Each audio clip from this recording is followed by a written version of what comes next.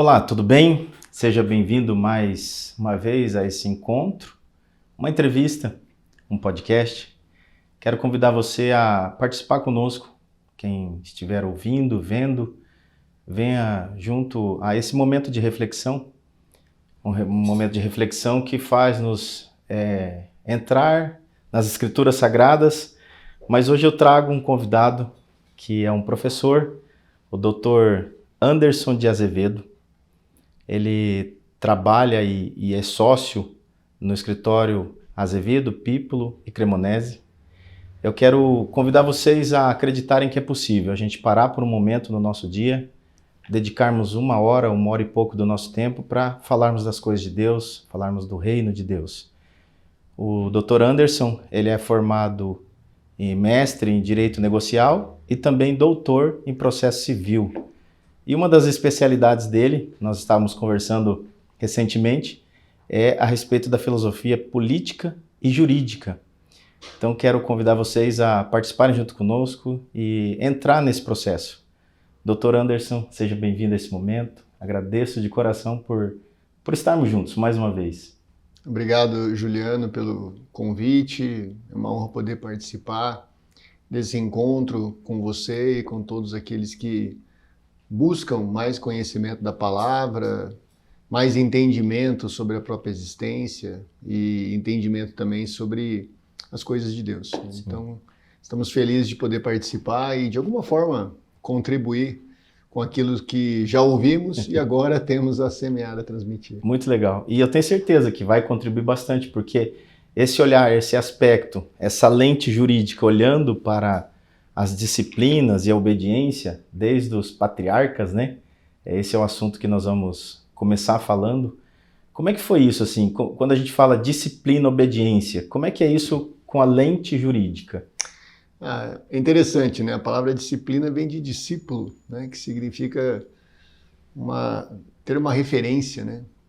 A disciplina vem a partir de uma referência que se tem e que se busca.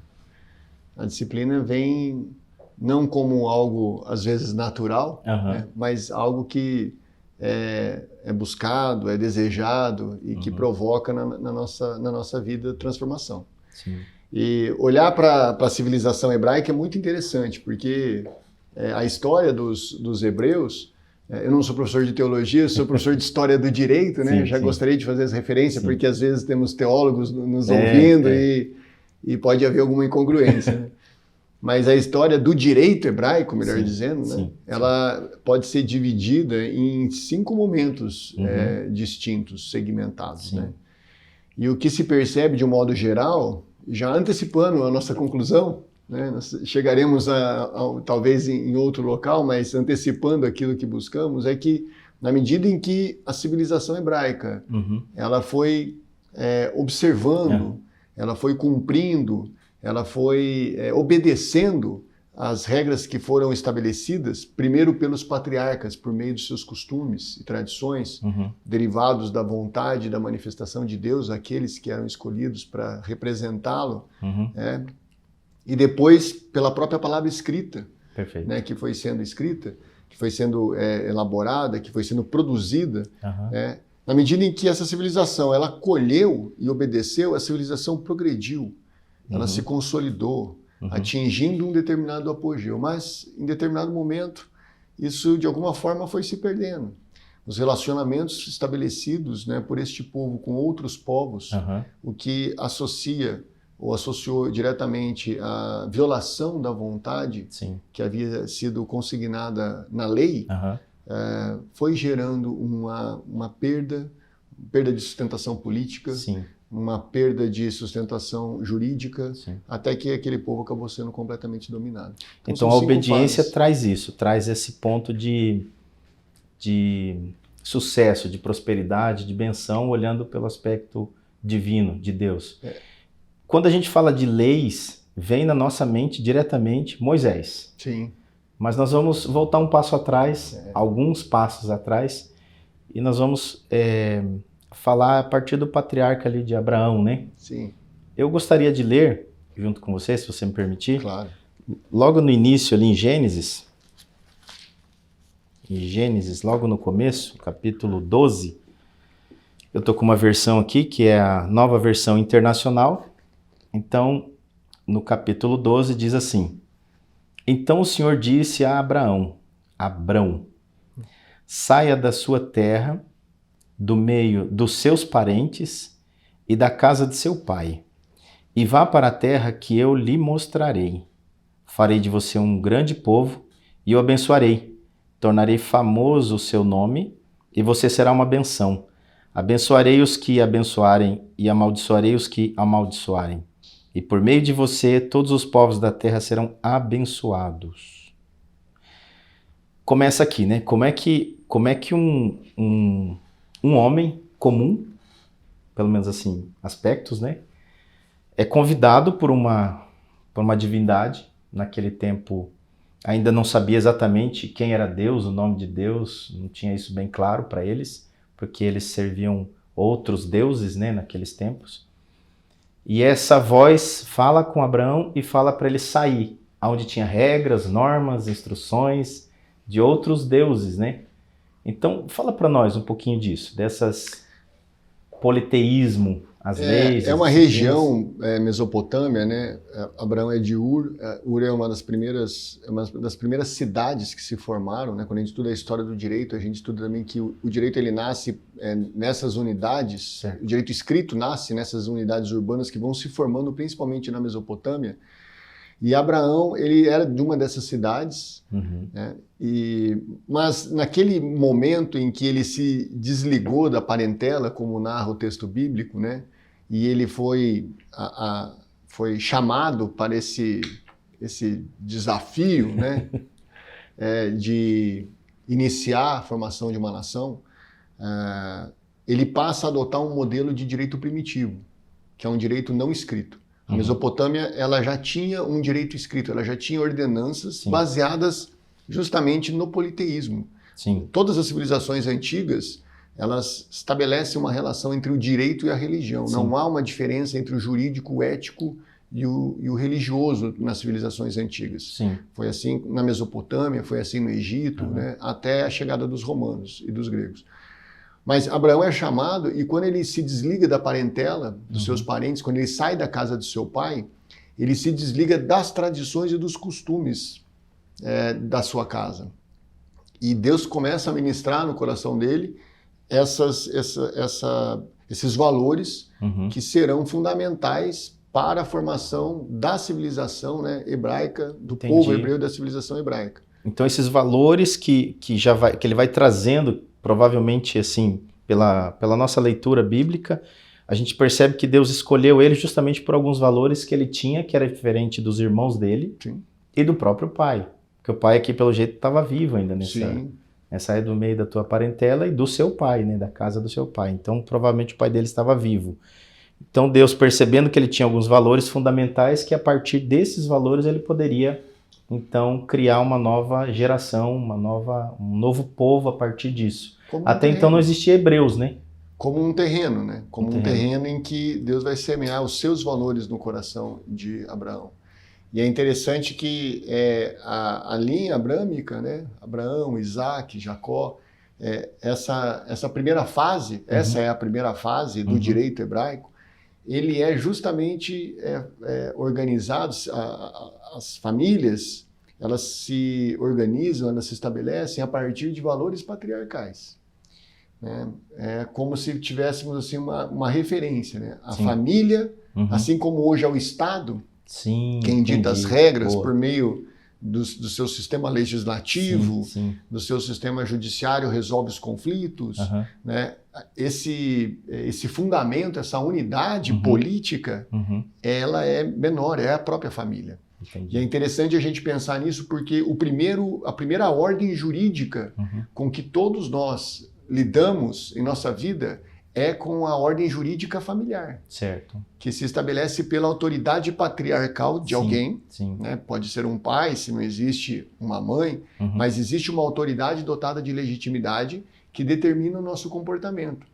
Mas essa determinação, ela obedece a valores. Né? E daí vem o que nós falamos no início, né, da nossa conversa. O discipulado vem justamente daí. Algumas famílias hoje, você falando isso me faz lembrar, algumas famílias que vieram da Europa, por exemplo, até no Japão. São famílias que têm um pouco dessa orientação, né, através do mais velho, né, do pai ou do filho mais velho. Existe uma orientação a partir dos valores daquela família, da tradição daquela família, que se estabelece como se fosse uma lei paralela ao do Estado, né? Sim. Mesmo isso na nossa geração agora, né? Então existe isso, né? Essa correlação. Sim. Lá. E como lá eles dependiam 100% do patriarca, né? Tanto Abraão, Isaac, Jacó. Então eles corriam no pai, mesmo que já o pai era avô e o bisavô. Então eles corriam no pai para se aconselharem ou tirarem parecer ou orientações, né? É natural que o direito ele se estabeleça a partir de uma autoridade reconhecida como tal, né? Legitimamente como tal. Aí também vem um pouco da explicação dos conflitos da adolescência, né?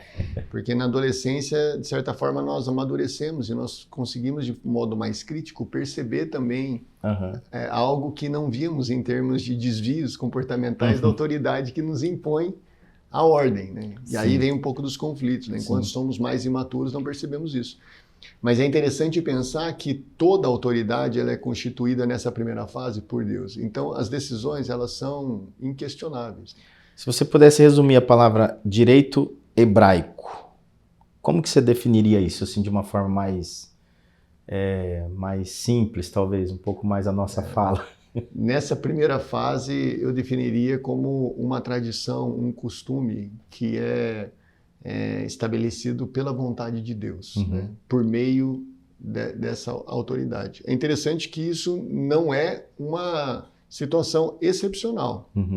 Naquele momento da organização histórica, nós estamos falando entre os séculos 26 e 22 a.C., né? Nesse momento, isso era um padrão da região, né? Então, o que acontece ali num primeiro momento é que essa relação divina, o excepcional, está no monoteísmo. Perfeito. A relação, mas esse padrão comportamental, que era Hammurabi, por exemplo, foi uma grande autoridade babilônica, né, que estabeleceu e acabou até de modo tecnologicamente, né, ele acabou escrevendo, né, naquele monumento belíssimo que está no Museu do Louvre.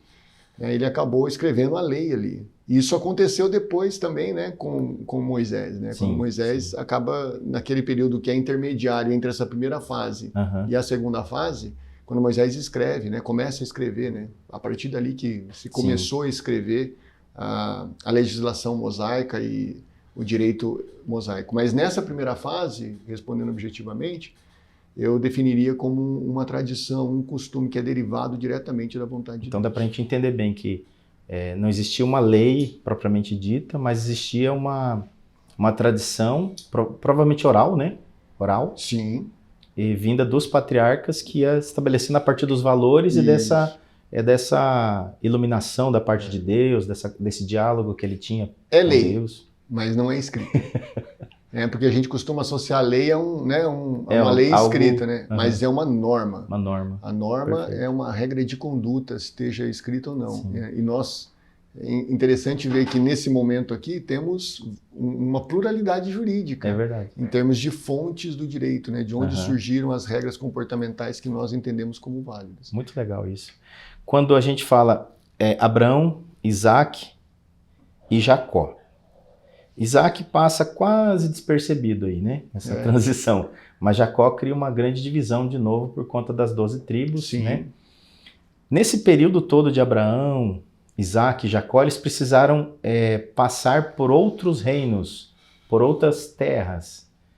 E nesse período, eles tiveram que, de alguma forma, seguir as regras daquele ambiente, mas também não quebrar aquilo que que vinha sendo construído pelo próprio Abraão, a conversa que ele tinha com Deus, né? Essa é a chave do discipulado, né? É a obediência, né? Mesmo diante dos fatores que pressionam as transformações em sentido contrário. Então, assim, Deus pede para Abraão, faz uma aliança comigo, circuncidar a criança no 8º dia. Ali estabelece uma aliança com um homem que é simbolismo de um sacerdote, né, na casa, e estabelece isso. Isso passa de gerações em gerações e chega até os judeus de hoje em dia, né? Sim. Houve uma grande uma grande assembleia, inclusive, lá em Jerusalém, nos tempos de Paulo, Barnabé, Pedro, João, onde eles tiveram que discutir esse assunto da circuncisão. Mas isso começou nessa primeira aliança que Deus fez com Abraão. Essa aliança é simbolismo, claro, né? Uhum. Mas o que Deus estava estabelecendo com Abraão quando ele pediu isso? O que isso tem a ver com o direito? O direito, ele é produto da cultura. O direito é produto dos valores que aparecem na cultura.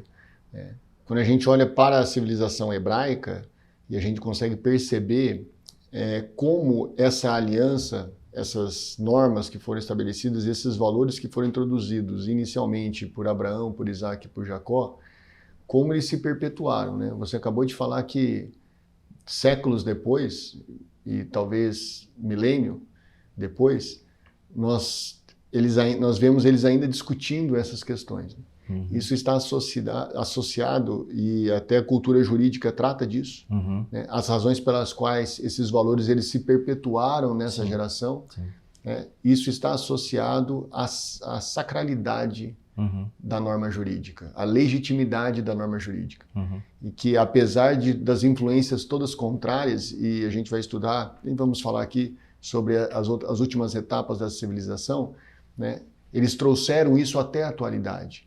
Diásporas aconteceram, né? O povo foi completamente dominado, foi espalhado, depois voltou a se reunir no século XX em um território oficialmente regulamentado, mas a norma jurídica introduzida por intermédio de Abraão e depois escrita por Moisés e que se transformou na lei hebraica, pela Torá e por todos os regulamentos que a complementaram, essa norma jurídica ela se perpetuou graças à fidelidade, ao reconhecimento por meio da autoridade sacerdotal desses patriarcas, dos profetas e depois do próprio Jesus Cristo que reescreveu essa história.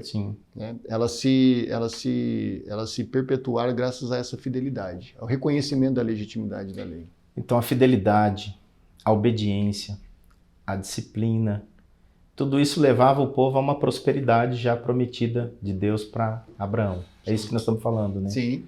Então, se nós entendêssemos isso hoje, no nosso tempo, que se nós obedecermos a Deus num tom de temer a Ele, de buscar a vontade dEle, alinhar a nossa vontade com a vontade dEle, a chance de nós sermos prósperos nesta terra e a vinda futura também, claro, né? Não tem como negar isso, né? Não estamos aqui para falar para dar testemunho, né? Mas se no outro enquanto fosse falar sobre o meu testemunho, eu teria um marco divisor na minha vida, que é a minha conversão. Então, para mim, isso é muito falar sobre experimental. Meu processo de assentamento, de estabilização pessoal, profissional, se deu após o processo de conversão. Foi um corte, um divisor. Um corte. É muito claro isso, porque até sociólogos tratam disso, né? A ética cristã e o espírito do capitalismo vai tratar disso lá em Max Weber. Max Weber, não sobre um aspecto espiritual, mas sobre um aspecto sociológico, vai falar disso também. Porque a disciplina, a conduta disciplinar, a ética voltada não só para o trabalho, mas aqui tratando das coisas de Deus para a disciplina espiritual, isso faz toda a diferença, né? Em termos de percepção da realidade, capacidade autocrítica, né? De transformação, né? De percepção dos perigos, dos erros, dos defeitos, o perdão, enfim. Porque vocês são guardadores também, de alguma forma, dessa legislação toda hoje, né? Como profissional. Então, olhando para os dois lados, é um grande desafio. E imagino que sim.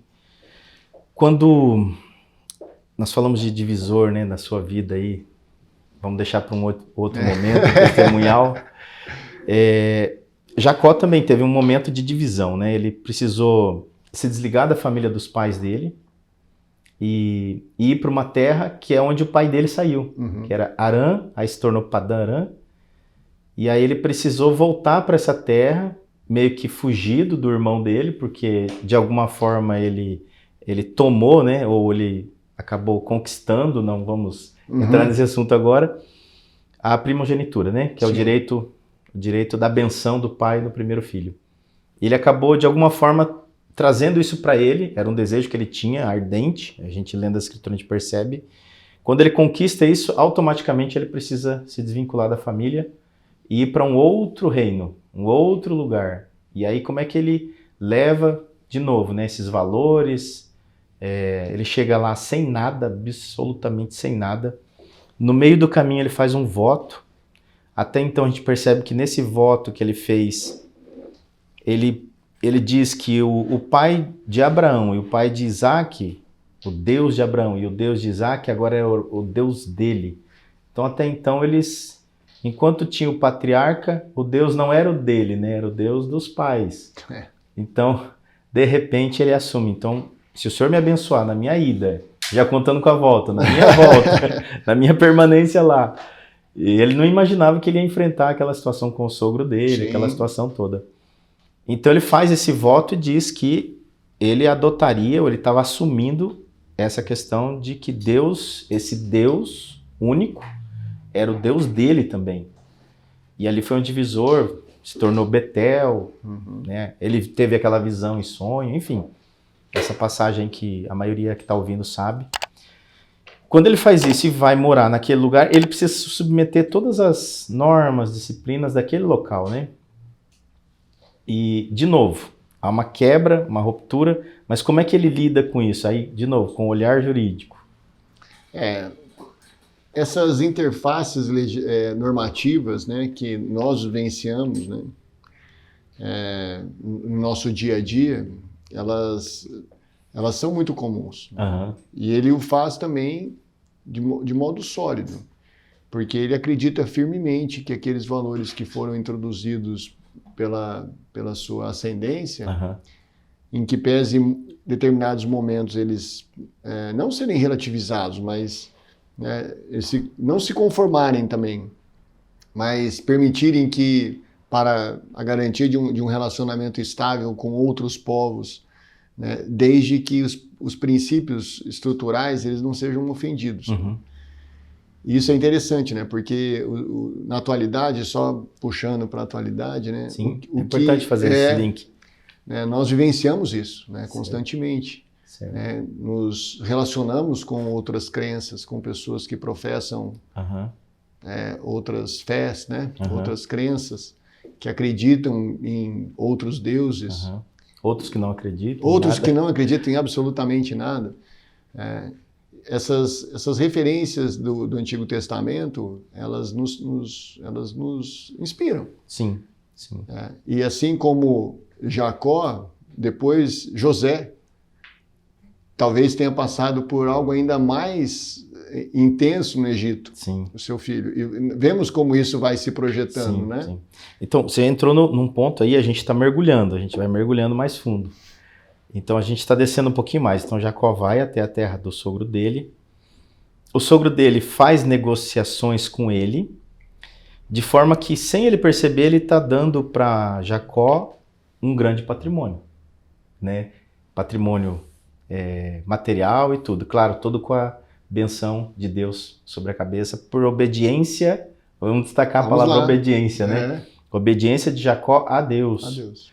Então, no caminho, ele deixou bem claro que ele ia obedecer a Deus e ele ia temer esse Deus e servir esse Deus como Deus dele. E aí, quando ele volta, as 12 tribos, então vamos chegar de alguma forma, os irmãos de José vendem ele, né? Os ismaelitas, irmão de Isaac lá atrás, né? Sim, passou de novo. Aí família. Faz uma divisão, os ismaelitas vai e entrega ele no Egito. Então Abraão passou pelo Egito, passou por lá, sofreu algumas coisas por lá, aí de repente o bisneto dele está lá. Né? Então está lá de volta, como escravo, vivendo uma terra estranha, pessoas estranhas, culturas estranhas, leis estranhas, e o politeísmo forte ali, né? Muito forte. Sim.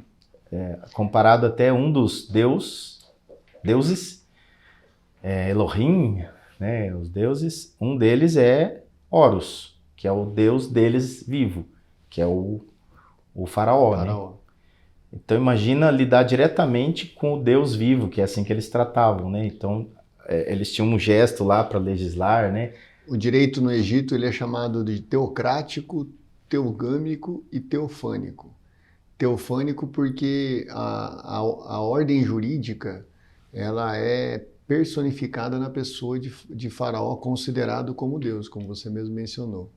Né? É teocrático porque este poder ele é único. Certo. Não há outra fonte, senão a vontade de Faraó.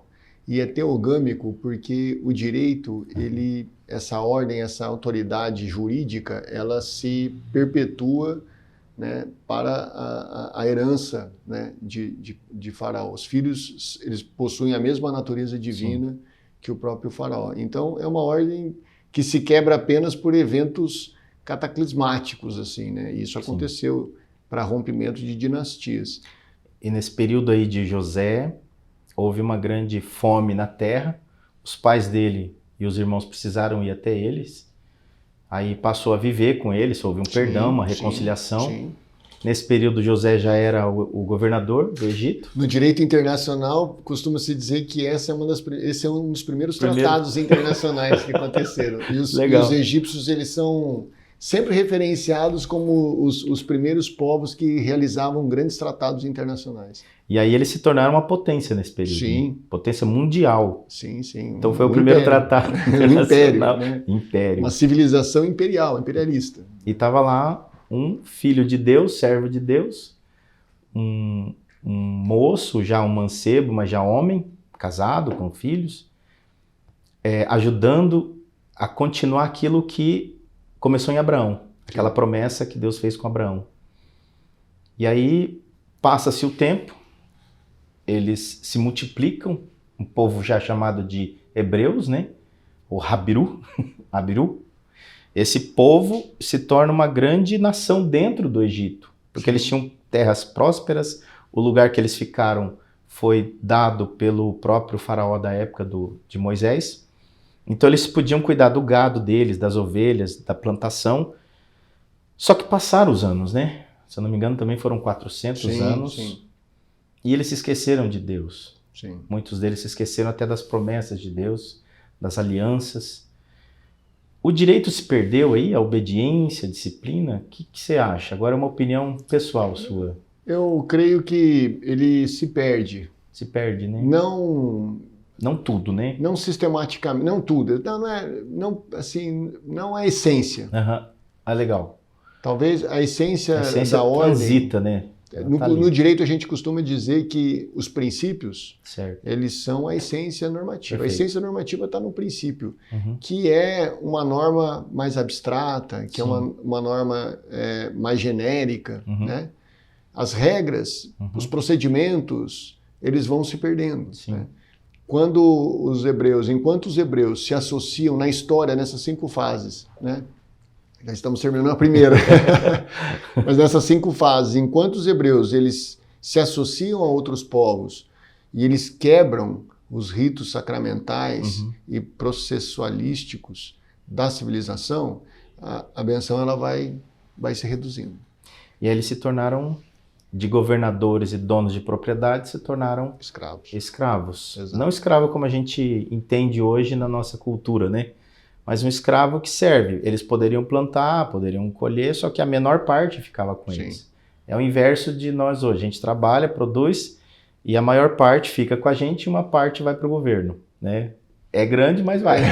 Mas não é tudo. Então nós não somos servos do governo, né? Nós somos escravos, para ficar bem claro. Lá era o contrário. Então eles ficavam com os legumes, com a farinha, né? Com o torrão lá do trigo, ficava com a menor parte, ou com a pior. E daquilo ali eles faziam um pouco de pão, um pouco de comida, uma sopa, comiam legumes. Então essa era a alimentação deles. E trabalhavam nas grandes construções que o faraó da época já vinha construindo. E esse faraó, com medo, claro, né, desse povo tomar conta, porque eles eram fortes, trabalhadores, e eles já estavam se tornando uma grande nação. Ele começou a impedir, criou uma lei para matar o primeiro filho, né, o primogênito de todo o hebreu que nascesse. E nesse interim nasce Moisés. Moisés aparece nesse cenário, tem aquela situação de colocar ele nas águas, a mãe protege, a filha vê, corre, direciona para a princesa, chama a mãe para dar o mamar para aquela criança é criada com a mãe os primeiros meses ou anos de vida, só que logo ele vai para o palácio, ainda criança. E aí ele aprende lá tudo que precisa aprender, junto com outro filho do faraó, crescem juntos, né? O príncipe filho do faraó, o Ramsés, se não me engano, né? E o Moisés cresce junto com ele também, como se fosse um outro príncipe, porque é filho da princesa. De novo, né? Ele cresce olhando cultos a outros deuses, ele cresce cumprindo normas, regras, disciplinas daquele povo. E, de novo, a pergunta que a gente vai sempre bater aqui é como que ele conseguiu manter essa essência, né? Você falou anteriormente a respeito da essência. E eu quero convidar quem está ouvindo a perceber isso, a questão da essência. Como que nós podemos viver nesse mundo sem perder a nossa essência? Uma pergunta de reflexão.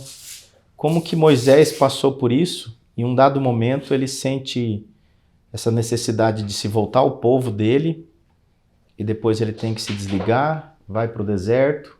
Do deserto ele chega numa cidade, acho que é com os midianitas, se eu não me engano, conhece Jetro, que servia ao mesmo Deus, um sacerdote. Olha que é de arrepiar, né? Não, é lindo isso, né? Agora, de novo, como que coisa? Fala você agora. A essência, eu acho que ela está no valor. A essência é mantida porque há uma crença, que eu prefiro até chamar a fé, né? Que depois os romanos vão trabalhar como elemento fundamental do contrato, fides, mas a essência, ela está num valor que se crê, que se acredita, né? Ser a guia, a baliza comportamental. Nós amamos aquilo que acreditamos, né? Sim. E realizamos aquilo que acreditamos. E eu creio que esse valor, ele é, de fato, ele é inserido no coração, né? Isso não vem propriamente da nossa natureza, né? É algo mais... É algo que é inserido no coração. É algo espiritualmente, né, colocado. É como se fosse no nosso DNA, no DNA de Deus colocando em nós, ele já coloca alguma coisinha ali. Que faz a diferença num momento como esse, né? Porque nos baliza, né? Eu pego por mim, acredito que por você também, doutor. Existe um freio espiritual. A gente percebe que a gente vai indo para um lado, percebe esse freio, você faz um leve ajuste, né? Você faz uma rotatória, segue, sai na marginal, dá uma olhadinha, sai respira, um pouco, volta, exato. Aí acelera, opa, tô acelerando demais, deixa eu diminuir, a placa tá dizendo tal velocidade. Exato, e Moisés, ele, interessante, né? Não engraçado, mas interessante como ele, né, que se julgava absolutamente incapacitado para exercer qualquer governança ou gestão, né? Como ele mesmo reconheceu e quase implorou para que Deus, né, não fizesse aquilo com ele, né? É impressionante como ele se torna, né, o maior legislador da história.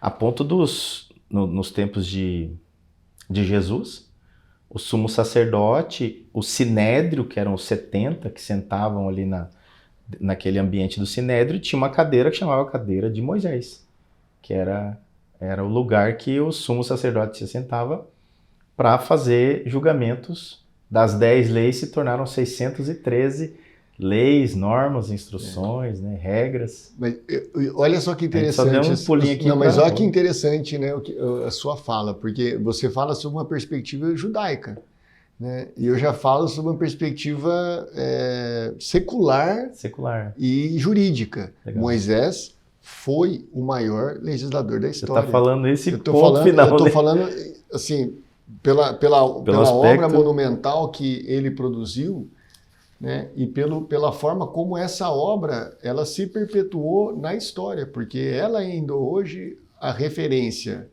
né, de duas uma referência ética e outra referência espiritual, para os cristãos uma referência ética e para os judeus uma referência espiritual, das duas maiores, né, civilizações monoteístas da humanidade. Nós estamos falando de um homem que foi quase morto, que foi salvo, que foi tirado das águas, que esse é o significado do nome dele.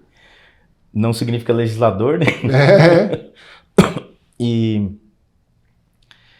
E aí ele cresceu nesse palácio, aprendeu muitas coisas, escrever inclusive, falar em outras línguas, a lutar, provavelmente a parte de desenhar, a parte de estruturar a ação, aprendeu a construir, porque ele estava por dentro dos bastidores e ele via tudo isso acontecendo.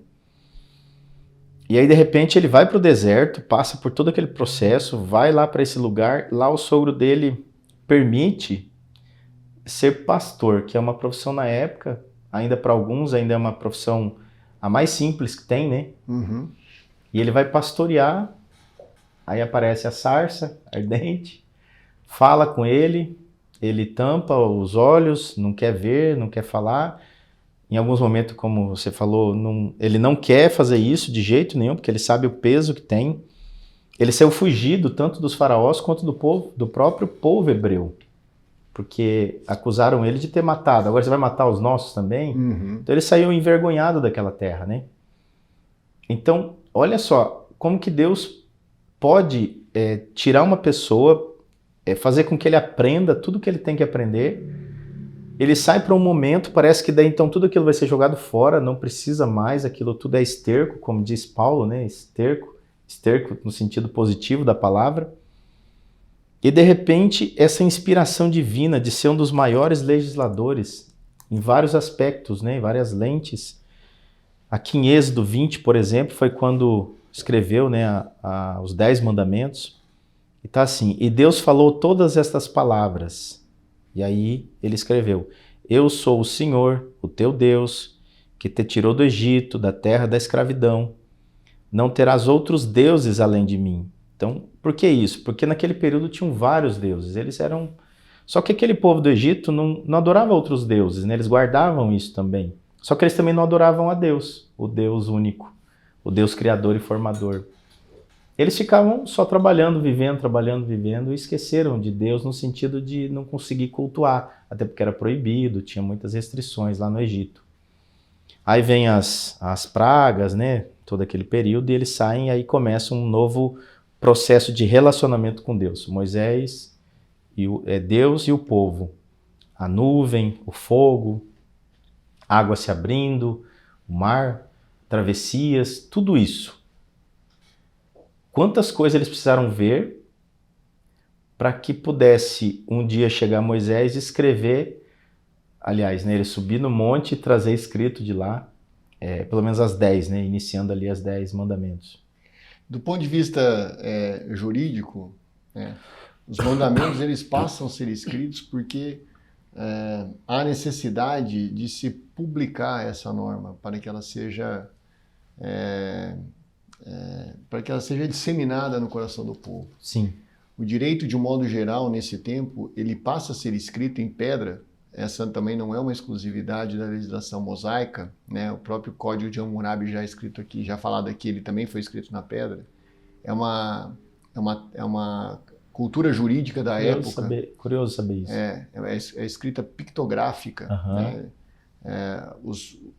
Não é só códigos, contratos eram escritos, eram lavrados nas pedras, na madeira, na argila. Mas é interessante entender que assim, é o tamanho também da civilização que determina o modo como a lei ela passa a ser transmitida, a norma passa a ser transmitida, para que a civilização, o povo que está em crescimento, está em desenvolvimento, ele possa tomar conhecimento da norma de conduta. Certo. E é muito interessante porque isso acontece claramente aqui na palavra, né? Essa escrita determinada por Deus, escrita por Ele mesmo, sim, né? sim. O dedo de Deus na pedra, que... né? A escrita de Deus, ela passa a ser o primeiro passo, né? O que a gente vê a partir do capítulo 20 de Êxodo é o início do processo de formação legislativa do Pentateuco. Capítulo 20 de Êxodo é o primeiro passo para todo o direito hebraico que vai ser construído até o final do Pentateuco e depois de modo complementar. Se a gente fosse fazer uma figuração aí, ou um paralelo com a atualidade, nós teríamos ali, naquele momento, né, a formação da Constituição hebraica. Legal. No Pentateuco. Legal. E o que vem após, por meio, né, dos sacerdotes, por meio dos levitas e depois dos profetas, é o direito complementar. Que é o desdobramento de tudo isso, né? Isso. A Tanakh, que é todos os livros, né, do Antigo Testamento, ela é, na sua essência, um escrito religioso, ético e jurídico. Porque não existe essa distinção, né? Essa norma ela é ética, né? Essa norma é religiosa e essa norma é jurídica, né? Pela vontade de Deus, e certamente isso tem a ver com o que nós estamos falando aqui, em termos de desenvolvimento e crescimento dessa civilização, pela vontade de Deus, a norma jurídica que começou a ser escrita nos 10 Mandamentos, a partir do capítulo 20 de Êxodo, ela vai se assentar, né, e vai se desenvolver baseada na disciplina do povo. Vamos entrar, então aí vem Deuteronômio, Levítico, e aí segue, né? Por exemplo, uma das leis era a questão de uma condenação de geração em geração. Por exemplo, se o pai pecou, os filhos vão pagar por isso. Aí lá no Evangelho, Jesus está entrando, passando por uma das portas ali de Jerusalém, e os discípulos olham para um cego de nascença, e aí perguntam para ele, quem pecou? Foi ele ou foi os pais dele? Foram os pais dele. E ele diz, nenhum nem outro. Por quê? Não tem como ele ter pecado na vida intrauterina. Mas aí está tratando dessa lei lá de trás, né, de Moisés. Está trazendo ela fortemente ali dentro daquele contexto o quanto era significativo. E aí Jesus fala, nenhum nem outro, mas é para que se aparecesse o poder de Deus. Então, a gente imagina assim, lendo, a gente traz para reflexão que aquele cego ficou cego todo aquele tempo de vida para chegar exatamente aquele momento e acontecer aquele milagre para que todos entendessem que estaria sendo extinguida uma parte daquela lei que eles entendiam como lei absoluta, né? A lei de Moisés. Sim. Então, voltando lá em Moisés, né? Ele escreveu, legislou, aí passou para Josué. Josué continuou, inclusive Deus falou, medita nesta lei dia e noite, e faz de novo promessas, né, de que seria com ele. Nós estamos falando de 5 fases. Essa é a segunda. É a segunda. Entramos na segunda, né, quando o povo então retorna à terra e se divide. As tribos, né? Nas tribos, né? Com base lá, como se tivesse retomado aquela história jacônica, né? Como se tivesse voltado, então, aquele momento, aquele lugar, né? E as tribos se dividem. E é interessante que os levitas não ficaram com porção nenhuma de terra. A descendência de Levi, ela esteve em todas as terras, porque era descendência sacerdotal. Certo. E os sacerdotes, eles ficaram imbuídos, né, dentro desse projeto, vamos chamar assim, né, imbuídos de disseminar a palavra, de difundir a palavra que é, na verdade, norma, que é, na verdade, regra, que é, na verdade, lei. E a gente pode fazer aqui também mais uma observação jurídica de que o Estado organizado, o Estado que se orienta por uma lei que ele reconhece como válida e como legítima, ele tem maiores chances de prosperar, de se consolidar. Né? O Estado que não tem uma organização e que não reconhece as suas instituições como legítimas para ditar a ordem e o comportamento, é um Estado que aos poucos ele vai se dissolvendo, vai se corroendo, e é um Estado que estamos numa situação muito próxima dessa realidade no Brasil, infelizmente. Infelizmente. Mas é muito difícil que a desorganização do ponto de vista normativo ela produza sucesso, consolidação e prosperidade. Sim. Então, voltando para os levíticos ali, eles eram os guardadores, então, da palavra de Deus, que eram as leis, sim, que foi passada para Josué, e Josué passou para as tribos, e a tribo guardadora de tudo isso, e que preservava eram os levíticos. Apesar das suas diferenças, das suas distinções, né, tradicionais, em termos familiares, né, havia uma unidade espiritual, né, da palavra, e havia um comportamento, né, que era uniformizado, né, pela ação dos levitas, que atuavam justamente com essa missão de disseminar a palavra, de ensinar a Torá, né, para aqueles povos. E isso foi determinante para que, em um momento futuro, que é o terceiro momento, né, a terceira fase do direito, Israel se tornasse uma monarquia. E aí nós estamos entrando já no período de Samuel.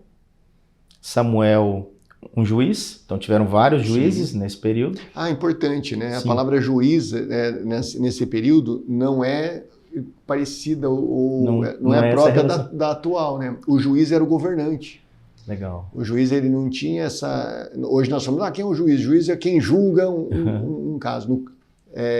Você mencionou há pouco sobre Jétro, né? Jétro, ele foi aquele que orientou Moisés a buscar os anciãos, os mais experientes, para que ajudassem a solucionar os conflitos, né? Olhando para o cansaço de Moisés, naquele trajeto, né? E um sogro preocupado com a filha, os netos. Exatamente. Mas claro, da parte de Deus, olhando, ele faz assim, reparte. E esse modo de organizar a sociedade, ele foi projetado para dentro do período confederativo, que é essa segunda fase, né? E no período confederativo a gente tem os levitas, que eram sacerdotes, nós temos os anciãos, que eram os magistrados ou juízes da atualidade, aqueles que resolviam... É como se cada tribo tivesse um ancião que simbolizava esse juiz. Exatamente. E os juízes que são referidos, né, eles são, na verdade, os governantes. Então ele tinha uma outra propriedade, uma outra relação com o povo. Exatamente. Né, de autoridade, de determinação de comportamento. A gente pode citar Gideão, a gente pode citar Sansão. Se eu não me engano, uma mulher, foi a Débora, né? Deborah. Sim. Então... passaram por vários, chegando em Samuel. Até que chegou em Samuel, os anciãos das tribos pedem um rei. Ou o povo pressiona os anciãos, ou os anciãos, melhor dizendo, e exige um rei para eles, porque a Filícia tinha um rei, outros povos tinham reis, e eles queriam um rei, achavam que ia ser a melhoria deles. E eles tinham um rei, que era Deus. Deus governava diretamente. Porém, eles acharam melhor ter. Apertaram de alguma forma, sufocaram Samuel, até que Deus então falou, tá bom, então eu vou dar o rei que eles merecem. E aí escolheu, foi feito todo um processo lá, né, muito bem claro, quem lê as escrituras vê como foi o processo, parte a parte. Aí aparece Saul. Nós estamos então na terceira fase. Saul inaugura a terceira fase, que é a monarquia, quando aquelas tribos que estavam numa situação política confederativa, né? Havia autonomia entre cada uma dessas unidades políticas, entre cada tribo. Elas estavam todas unidas por esse aspecto religioso, mas politicamente elas estavam fragmentadas, né? Então há um processo de unificação dessas 12 tribos para a formação do Estado de Israel, uma unificação política que era importante não apenas pela questão do anseio daquele povo de se dizer uma nação, mas porque também num contexto político mesopotâmico era importante, né? Uma vez unidos, teriam possibilidades de se fortalecerem pela formação de exércitos, né? E já que havia uma unidade religiosa, uma unidade ética, não havia por que ficarem separados, né? Sim. E essa fase, que é a fase da monarquia, que vai do século XII até o século X, antes de Cristo, é a fase então que o Estado de Israel, uma vez formado, né, como tal, ele se torna então um Estado projetado, né, na Mesopotâmia, já se torna um Estado proeminente, graças à ação de Deus. A palavra é incontestável nesse aspecto, né, e encontra o seu apogeu em Davi, né. E aí a gente vê o homem segundo o coração de Deus, e isso está muito associado, Sim, né? O reconhecimento, né, das suas fragilidades, das suas suscetibilidades, né? E a disciplina, né? O retorno constante aos pés do Senhor para o reconhecimento, enfim. Extraímos daí vários salmos, né? Sim. Vindo desses momentos de Davi, onde ele teve que... Passou por momentos de angústias, de tantas outras, né, aflições, perseguições, mas sucessos também, amparo.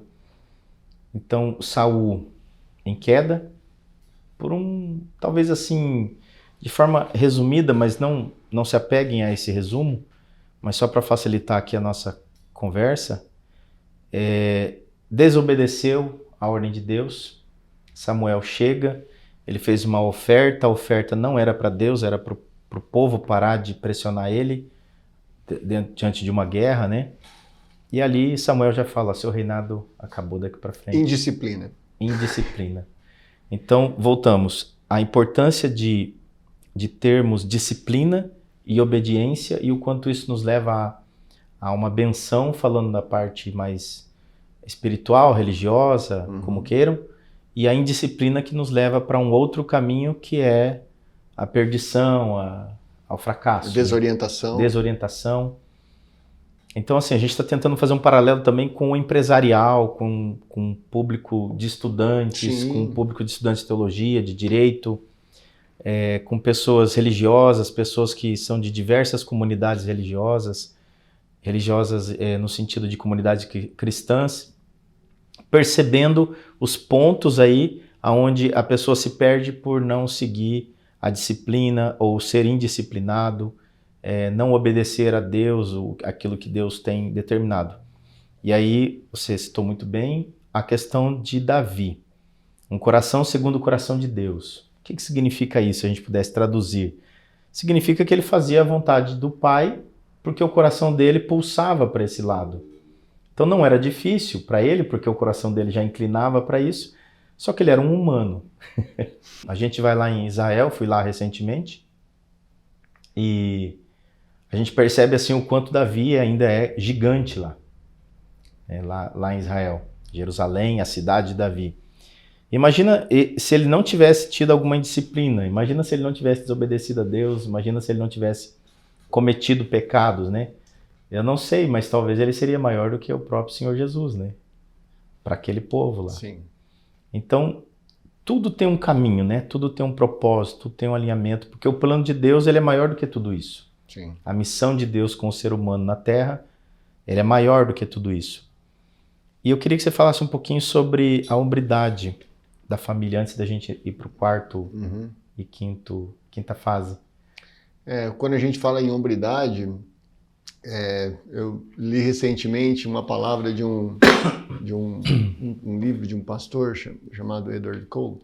Ele escreve que a macieira dá maçãs, né? A pereira dá peras. Legal. Né? E o homem tem de dar hombridade. A hombridade é essa essência, né, do homem. Uma essência que, dentro da sua casa, quando se estabelece principalmente os limites, né, e como ele se estabelece enquanto sacerdote, como levita do seu lar, não só como levita, né, mas como levita, como juiz, como ancião, né, porque o pai acaba sendo isso, né? Tudo isso, mas não só o pai, né, aqueles que ainda estão se dirigindo em termos de crescimento pessoal para alcançar isso, né, precisa ter uma baliza, precisa ter um valor. Sim. Recentemente eu conversava, bem recentemente, ontem à noite, eu conversava com os meus filhos e falava um pouco sobre isso, né, sobre um comportamento que ele pode parecer para eles um comportamento sem sentido, né, uma ordem simplesmente dada, mas que para nós, né, nós percebemos que a disciplina e o comportamento balizado, ordenado, ele é determinante para que a formação desse caráter, desse sacerdote, ela possa ser fundamental para o reconhecimento da sua legitimidade enquanto representante, né, da vontade de Deus dentro da sua casa. O homem tem perdido um pouco isso, por diversas razões. Porque não é eu que digo que eu sou um bom pai, é minha filha que vai dizer. Exato, Não é eu que vou dizer que eu sou um bom motorista por ter a carteira de habilitação. E você não será só bom só por fazer a vontade dela. Não talvez aí seria um dos pontos. Né? Essa é a essência fundamental. Né? O fato de você ser reconhecido legitimamente como um bom pai não significa, por outro lado, que você está atendendo os anseios daquele que está sendo ministrado por você enquanto sacerdote do lar. Então essa mistura da contemporaneidade de hoje com esse movimento de Davi, durante muitos anos, né, ele conseguiu... Ele não foi um bom pai. Foi um conquistador. Então... ele não conseguiu ser um bom pai. Né? A gente vê a filiação de Davi iniciar o 4º período, que é o período da divisão do reino. Né? Nossa, exatamente. Não diretamente, mas os netos de Davi são eles que vão, né, já iniciar o processo de divisão do reino. Pois é. Então... A gente nunca consegue, como você mesmo falou, né? A nossa humanidade ela é permanente. Mas o fato de reconhecermos isso, né? A nossa condição de estarmos sempre na dependência de Deus para que possamos nos resgatar é fundamental.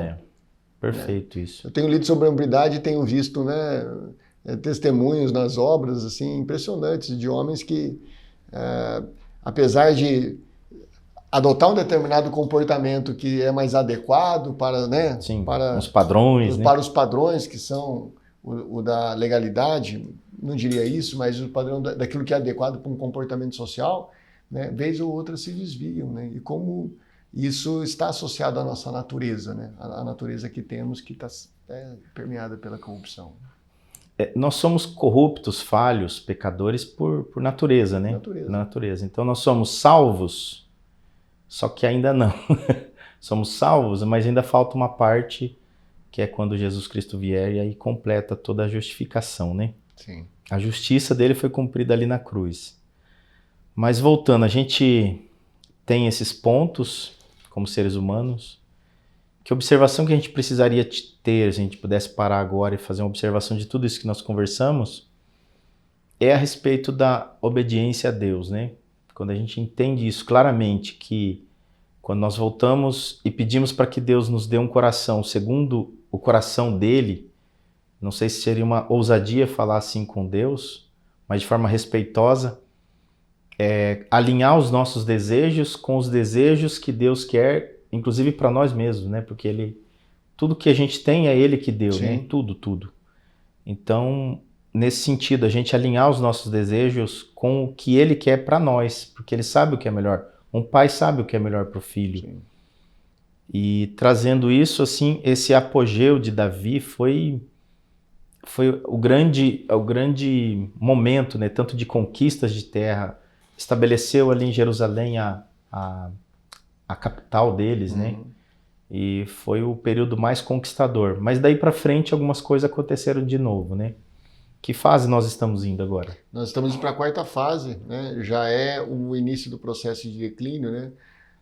Saul, Davi e Salomão, eles formam a monarquia de Israel e é depois de Salomão, né, que ocorre a divisão do reino com Roboão e com Jeroboão. Os 2 filhos dele, né? E a partir desse momento em que o reino, de uma vez dividido, ele perde aquela unidade. Certo. E aquele elemento fundamental, ele começa a desaparecer. Isso, assim, já as influências dos povos mesopotâmicos já é bem presente na palavra. Certo. Né?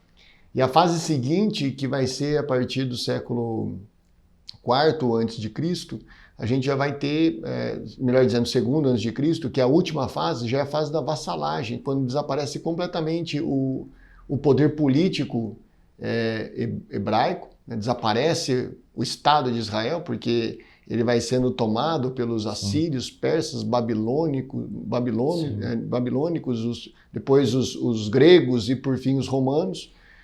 Né? Vai desaparecendo essa unidade política e é muito interessante, né?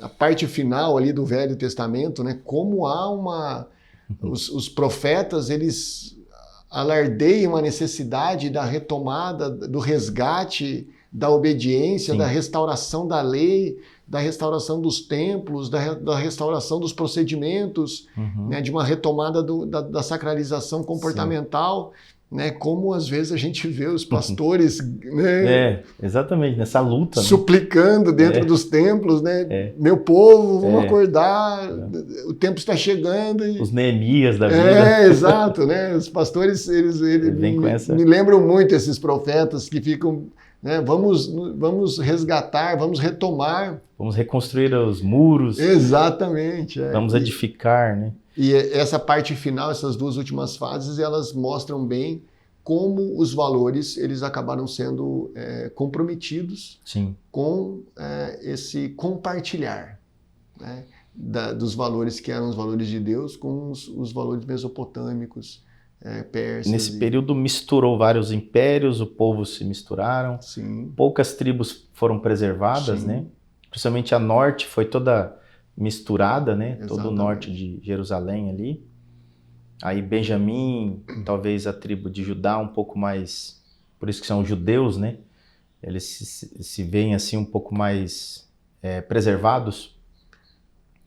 E aí dentro desse processo a gente pensa então em 2 pontos. A lei de Deus, a gente remete a Moisés, só que a gente caminhou então vindo de Abraão, Isaac e Jacó, até chegar em Moisés. E aí vem uma outra lei pelos apóstolos, onde Paulo ele fala da lei da graça. Tô adiantando muito o assunto? Não. Tá dentro? Tá dentro. Então nós estamos indo para... Só queria, antes de Paulo falar de Jesus, porque esse momento de Jesus ele é muito simbólico para o direito. Muito simbólico, muito interessante. Quando a gente fala lei da graça, graça de Deus Jesus Cristo. É que Jesus ele surge no momento em que a humanidade ela está organizada com a forma mais complexa que o direito apareceu na antiguidade, que era o modelo romano. Os romanos, eles quando se expandiram e se tornaram um grande império, eles implantaram o seu direito sobre diversos povos. E assim foi também com os hebreus. Certo. Né, com os judeus ali no Oriente Médio. E é interessante ver o julgamento de Cristo sobre essa perspectiva. Porque Cristo ele foi julgado... Aquele vai e vem ali. Cristo foi... É interessante analisar isso, né? Eu comento isso. Teve até um aluno meu, o Gustavo Scorali, que ele escreveu um TCC sobre esse assunto, lá no curso de Direito da Unifil. Jesus, ele é julgado, né? Jesus, a ele é imputada a prática criminosa. Vamos olhar pelo direito. A ele é imputado um processo penal, certo, que se realiza a partir do direito penal hebraico. Os crimes que foram imputados a Cristo foram pela lei hebraica. Pela violação da Torá. Sim. E é interessante ver isso até na palavra de Pôncio Pilatos, porque quando os sacerdotes dizem os crimes que Jesus teria praticado, teria cometido, né, como uma forma de legitimar a sua condenação e a sua execução, Pôncio Pilatos, que pensa como um romano, diz: eu não vejo nenhuma culpa nesse homem. Porque ele está pensando no direito romano. Direito romano. O direito romano. Então, ali, isso é uma evidência de como as ordens jurídicas elas estavam sobrepostas naquele local, naquele determinado tempo. Né? Certo. Mas e até isso gera um problema na hora do julgamento de Cristo. Né? Pôncio Pilatos é obrigado ali para evitar um problema de uma turba, uma insurgência política no seu governo, ele é obrigado ali a tomar aquela decisão, né, de deixar o povo, né, a possibilidade de libertar um dos prisioneiros. Ele traz uma regra ali, nesse dia pode libertar. Lembrou ali da vírgula da lei para se resolver, né? Antes ele manda para Herodes também, né, tentando passar jurisdições. Né? Exatamente, há um conflito de competência, né? Aqueles que são do direito que estão nos ouvindo, assim, há um conflito de competência. No mesmo território, porém tinha ali na Galileia uma parte que pertencia ao reinado aí, né? Exatamente. Herodes, né? E Herodes, ele declina da competência também. O que nós temos ali, o Código de Processo Civil chama isso de conflito negativo de competência. Que legal. Interessante, Sim, mas a sim. partir do momento em que Jesus é sentenciado como culpado e é condenado à pena de morte, ali a jurisdição passa a ser romana, né? Uhum. Então, todo o processo de execução da pena que é hebraica, ele é um processo romano. Uhum. A crucificação, ela é um processo de execução, a pena de morte, mais dos romanos, não dos hebreus. A cruz é uma Exato. condenação romana, né? Exatamente. Então ali os a gente sacerdotes vê não poderiam tomar essa decisão por eles mesmos, né? Não. Eles poderiam apresentar o crime de Jesus dentro da lei hebraica, mas eles tinham que passar a autoridade para o Império Romano. Para o Império Romano poder executar em a cima pena da lei deles. Exatamente. Qual é a pena? A pena é de morte. Tanto que o que querem que eu faça com ele? Crucificam. Queremos a pena de morte, né? Ok, então vai ser dito como o teu povo quer. Eu não vejo culpa nesse homem, mas o teu povo está dizendo, ok. Lava minhas mãos. E aí eu vou aplicar a lei romana que ninguém poderia ser morto, né, sem a autorização, sem a chancela do governo romano, né, do direito romano. E assim é feito. Então aquela situação da mulher adúltera pega naquela situação, ali eles só colocaram Jesus em xeque a respeito da lei hebraica, mas com ele trazendo essa lei da graça já, né? Exatamente. Do amor, do perdão, da caridade. Então eles colocam eles não iam cumprir uma lei, eles estavam só vendo, testando, talvez até um linchamento, né? Mas eles então não poderiam executar aquela mulher daquela forma, naquele momento. Na verdade, assim, o próprio julgamento de Cristo ele é marcado por nulidades. Olha aí.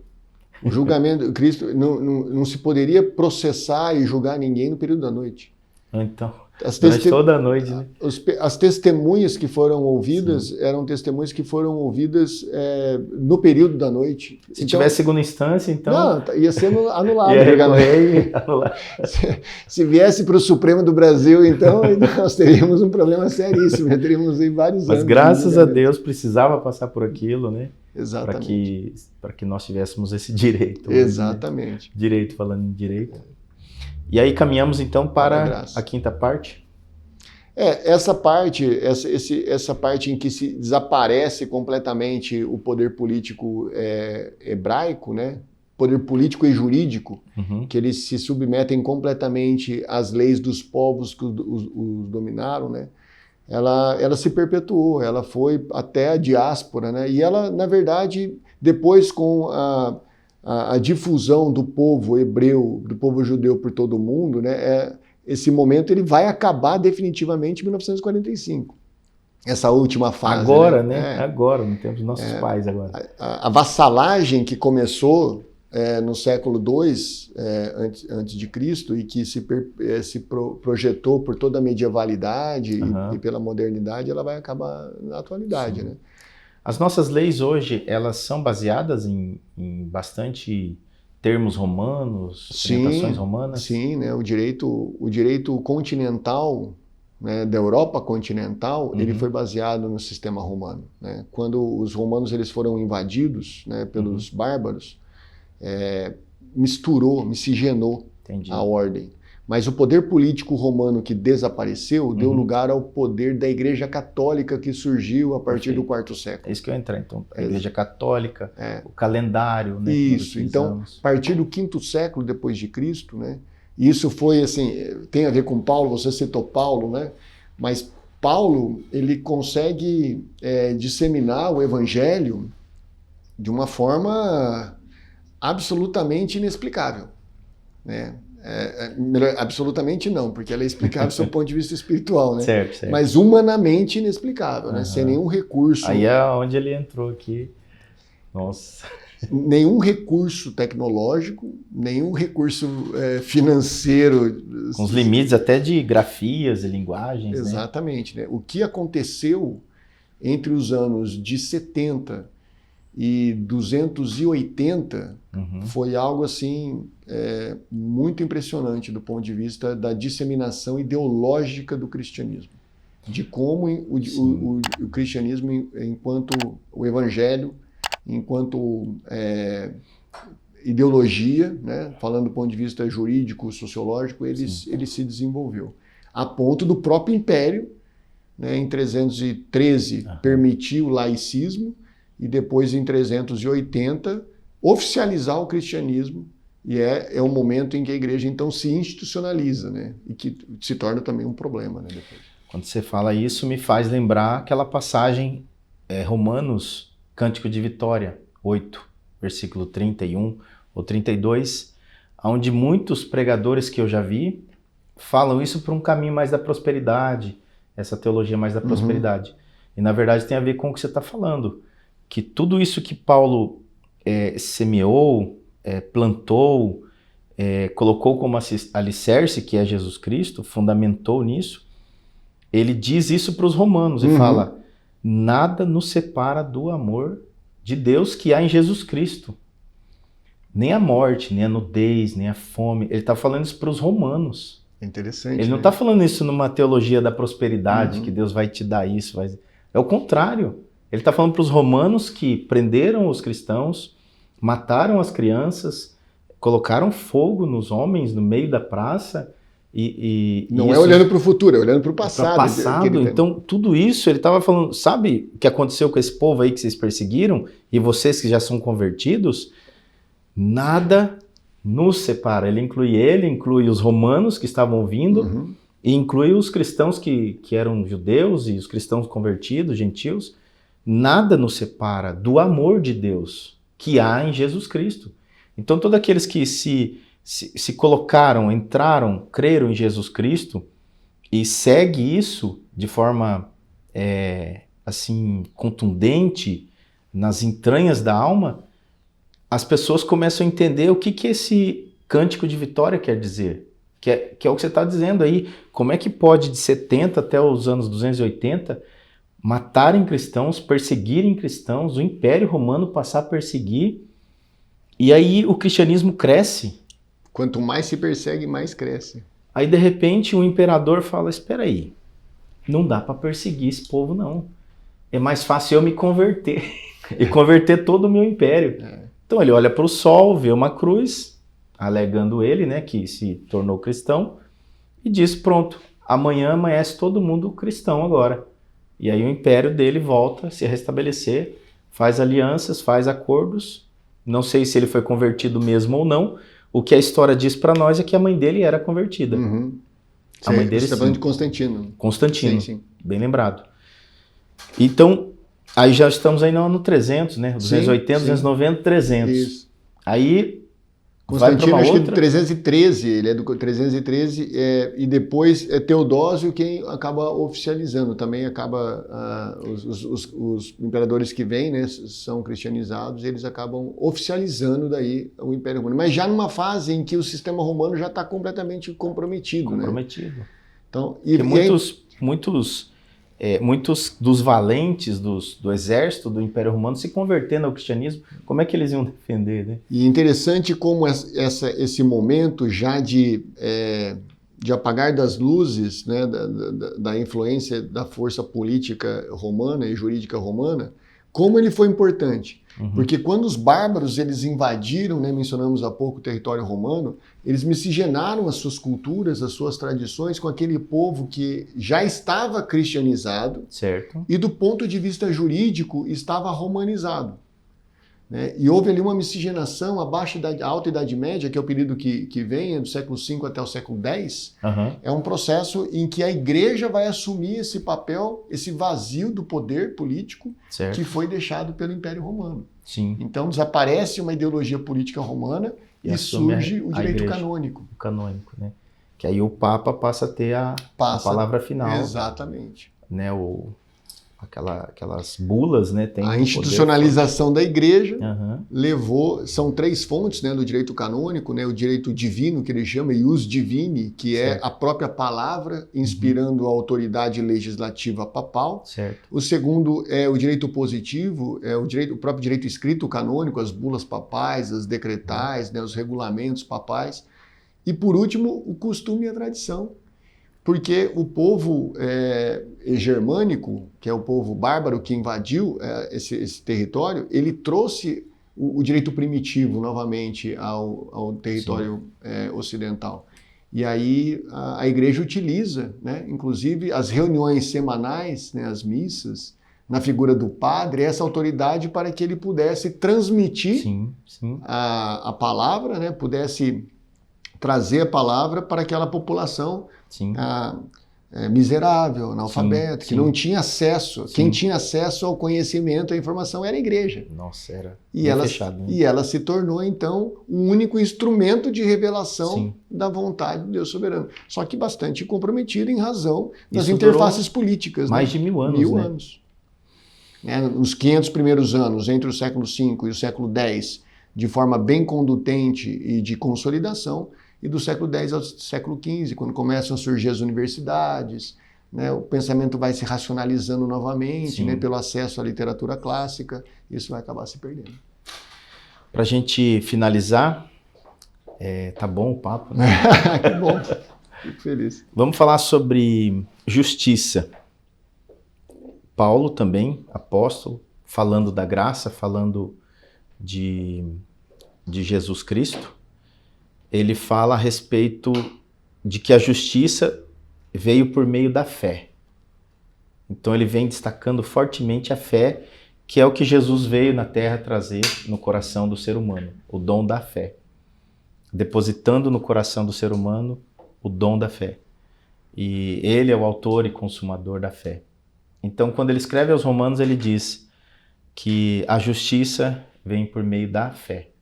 Aí você citou aí uma palavra que também é usada pelos romanos dentro do jurídico, né? Dentro do direito, que é fides. Fides, né? Daí que vem até feudal, né? O contrato feudal, o contrato feudo-vassálico, vem de fides, né? Vem de fé, justamente. E também a questão dos judeus, né? A questão da lei romana, a lei dos judeus, e aí do outro lado a lei da graça de Deus, por meio de Jesus Cristo. Sim. Ele resumiu em 10 mandamentos, resumiu em 2, quando alguém questionou ele, né? Amarás o teu Deus com todas as suas forças, com todo o seu entendimento, de toda a sua alma, todo o seu coração. E o outro é amarás o próximo como a ti mesmo. Então ele resume tudo em 2. Em um outro momento mais particular, com os apóstolos, só ele fala, resume tudo em 1, né? Amai vós uns aos outros como eu vos amei. Então ele instituiu aí um mandamento vos dou. Então assim, agora uma pergunta pessoal. Sim. A gente falou de mandamentos, seguir mandamentos. Se nós seguirmos este mandamento, amai uns aos outros como Cristo nos amou, o que vai acontecer com a gente? A justiça em Jesus, né? A justiça em Jesus permite que nós possamos compreender o que é o amor, né? Eu vejo, não sou teólogo mais uma vez, né? Mas eu vejo que o amor, ele é sobretudo renúncia, né? É a renúncia de si. Falamos um pouco sobre hombridade, né? Perfeito. O homem ama a sua família quando ele renuncia a si mesmo pela sua família, como Cristo renunciou à própria vida por nós, como Deus, de certa forma, relativizando isso, esse conceito, ele também renunciou, permitindo que o seu filho pudesse se humanizar em carne e morrer por nós. Então, são evidências, né, de que o amor significa a renúncia. O que era sacrifício para os judeus, porque cumprir a lei é um sacrifício, e nós falamos durante esse tempo todo, né, da obediência, do cumprir a lei enquanto sacrifício, né, para ter acesso ao Pai, foi redimido no sacrifício vicário de Cristo na cruz. Então, é importante fazer essa distinção. Perfeito. O acesso ao Pai por meio de Jesus se dá apenas por meio de Jesus, em Jesus, no sacrifício de Cristo, né, não no cumprimento da lei.